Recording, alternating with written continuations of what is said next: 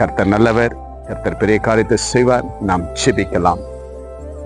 அன்பும் கிருபை நிறைந்த நல்ல பிதாவே, அருமையான இந்த நல்ல நேரத்திற்காக ஸ்தோத்திரம் அப்பா.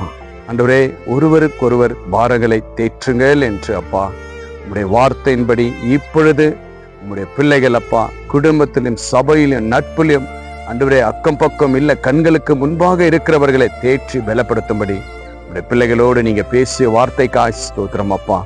யாரெல்லாம் ஆண்டவரே பிறரை தேற்றுகிறார்களோ ஆண்டவரே, அவர்களை நீங்கள் தேற்றி ஆற்றி பலப்படுத்தி அவங்களுக்குள்ள இருக்கிற எல்லா பாரங்களும் சூழ்நிலைகளும் பாரங்களும் இயேசுவின் நாமத்தினால் இப்பொழுதே விடுதலை ஆகட்டும் ஆண்டவரே. அப்படியா உம்முடைய கிருபையினால் நீங்கள் இரக்கம் செய்ததற்காய் ஸ்தோத்திரிக்கிறோம் அப்பா.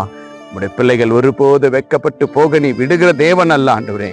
இதோ உம்முடைய பிள்ளைகள் உம்முடைய வார்த்தையின்படியே அப்பா ஆண்டவரே, உம்முடைய வார்த்தையின்படியே செயல்படுகிற ஆண்டவரே இப்பொழுதே ஆண்டவரே உம்முடைய பிள்ளைகளை நீர் பலப்படுத்துங்க ராஜா.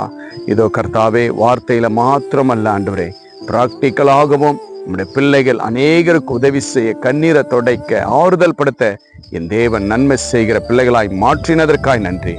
இப்பொழுது செய்கிற எல்லா நன்மைகளுக்கும் நீர் பலன் கொடுக்கும்படி இயேசுவின் நாமத்தினால் ஆசீர்வதிக்கிறேன்.